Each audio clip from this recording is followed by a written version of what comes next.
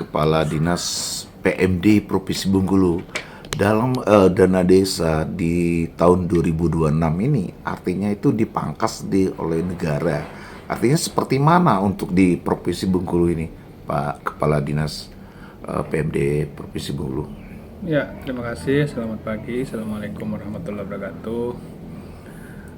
Peruntukan dana desa 2026 berdasarkan Permendes nomor 6 tahun 2025 memang terjadi pengurangan nominal ya. Pengurangan nominal itu, dan setelah kami kalkulasi satu desa itu variasi antara 250 sampai 350.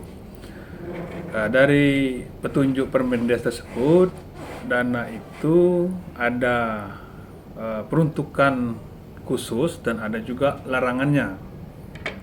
Peruntukan khusus itu ada 8 item kalau tidak salah, antara lain masalah bantuan untuk rakyat miskin, kemudian ketahanan pangan, kemudian untuk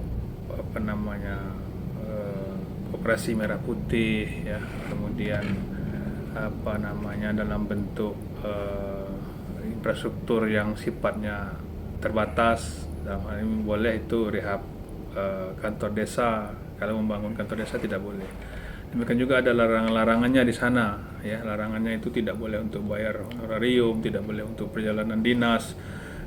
Banyak rinciannya itu kalau tidak salah sampai 7 item, dan itu sudah rinci semua di Permendes. Dan sekarang tahapannya, kemarin kami sudah kumpulkan seluruh teman-teman yang terkait, antara lain TA Provinsi, koordinator masing-masing kabupaten, untuk mensosialisasikan terkait dengan dana desa ini ya. Mudah-mudahan dengan anggaran yang terbatas, tapi desa masih bisa untuk melaksanakan program-program yang ada di desa.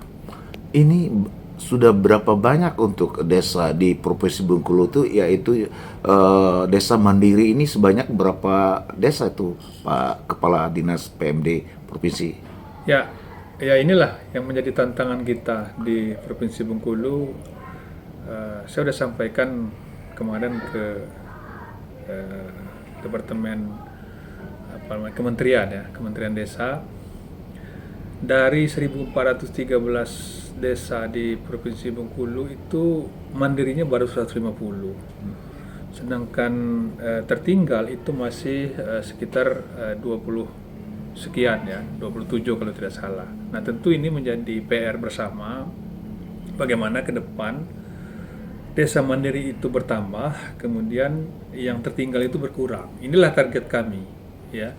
Nah, mudah-mudahan walaupun dengan dana terbatas, artinya kita berupaya untuk memaksimalkan itu dengan berbagai program. Makanya kemarin kami juga berkoordinasi dengan teman-teman kementerian, dan ada di sana membidangi direktur infrastruktur. Yang mudah-mudahan kita nanti akan mendorong kabupaten untuk mengusulkan beberapa bantuan dari kementerian berupa infrastruktur jalan desa, ya, infrastruktur pasar desa, kemudian PAUD, kemudian bantuan kelembagaan dalam rangka pengembangan kawasan. Nah, ini lagi kami persiapkan daerah mana, kemudian kabupaten mana yang mempunyai potensi untuk itu.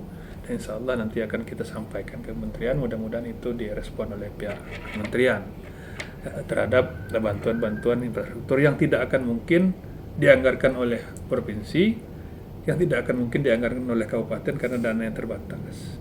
Entah itu sumber dana hibah atau CSR lainnya, mungkin nanti kita tangkap dari mana sumber itu.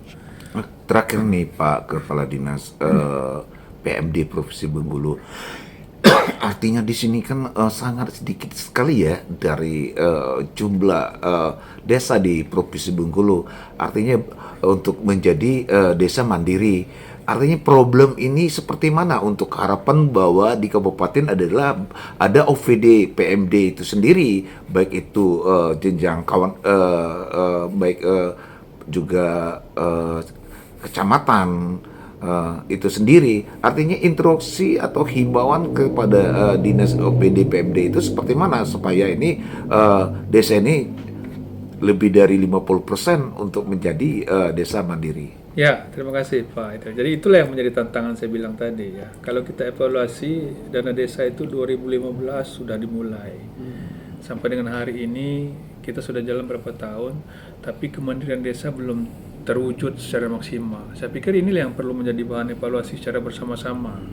Kenapa dana desa sudah digelontorkan, tapi kemandirian desa hanya sedikit. Nah, tentu ini pola yang dirubah. Nah, mudah-mudahan dengan Koperasi Merah Putih itu membuat desa mandiri. Yang dikatakan desa mandiri itu adalah desa yang mampu menghasilkan uang untuk kesejahteraan masyarakatnya. Ini yang perlu kita dorong, ya. Misalnya Bumdes yang memang menghasilkan uang untuk kesejahteraan rakyatnya, koperasi yang memang berupaya untuk membuat usaha untuk kesejahteraan rakyatnya. Sehingga apa yang dilakukan oleh kepala desa dan Bumdes maupun koperasi itu betul-betul menghasilkan keuangan yang mapan, sehingga desa itu ada pendapatan gitu. Kalau selama ini yang dikatakan mandiri itu, setelah saya lihat di lapangan, lebih kepada hanya tersedianya sarana dan prasarana. Misalnya sarana kesehatannya ada, sarana desanya ada, sarana infrastrukturnya ada, belum kepada keuangan yang memadai. Nah, ini yang menjadi persoalan kita ke depan. Saya kira demikian Pak Aidil. Terima kasih. Terima kasih Pak.